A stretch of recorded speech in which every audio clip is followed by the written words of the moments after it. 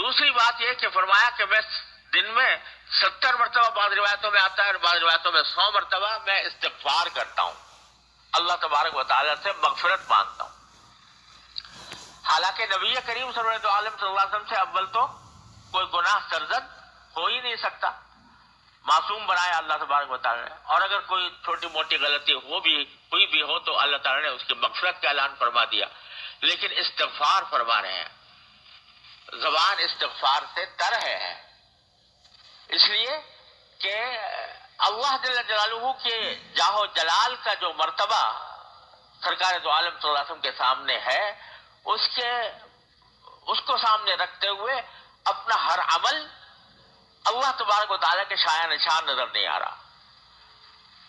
بلکہ اللہ تبارک و تعالیٰ کے اس عظمت شان کو پیش نظر رکھ کر یہ سمجھ رہے ہیں کہ میں جو کام کر رہا ہوں وہ اس کی عظمت کا حق ادا نہیں ہو رہا، اس کے اوپر استغفار فرما رہے ہیں۔ تو جب نبی کریم صلی اللہ علیہ وسلم استغفار کے عادی ہیں اور فرما رہے ہیں کہ میں 100 مرتبہ استغفار کرتا ہوں دن بھر میں، تو امت کو تعلیم یہ دی جا رہی ہے کہ تمہیں تو اللہ نے معصوم بھی نہیں بنایا، تم تو پتہ نہیں کتنی غلطیاں کتنے گناہ تم سے سرزد ہوتے ہیں،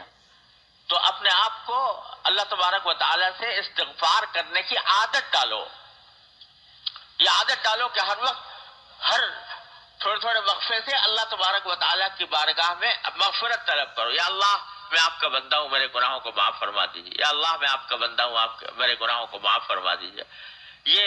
تمہارے دل میں ایک لگن ہونی چاہیے، تمہاری زبان استغفار سے تر ہونی چاہیے، چلتے پھرتے اٹھتے بیٹھتے بھی اللہ تبارک و تعالیٰ کے سامنے اپنے گناہوں کی معافی مانگتے رہو، استغفار کرتے رہو۔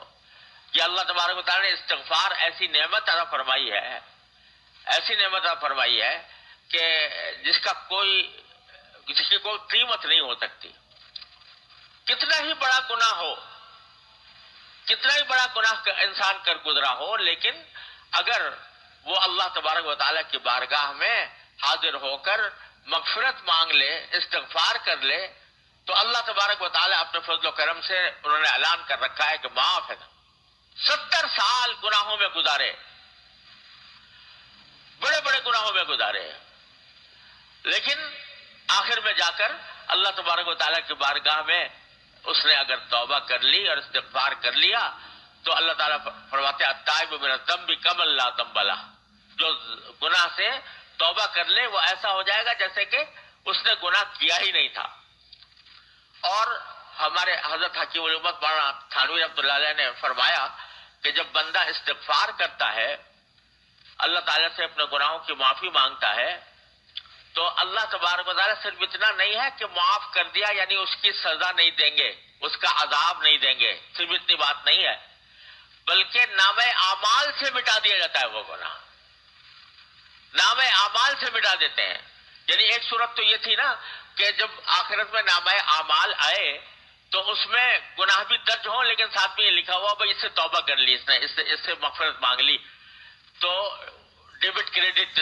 کا طریقے سے اس کو بتایا جائے نامہ اعمال کے اندر۔ اللہ تبارک و تعالیٰ کی رحمت ایسی ہے کہ استغفار کرنے والے کے اس گناہ کا جو اس نے کیا تھا، جس سے استغفار کیا تھا، اس کا ذکر بھی نامہ اعمال میں نہیں آئے گا، ورنہ کم از کم اس کو دیکھ کے شرمندگی ہوتی وہاں جا کر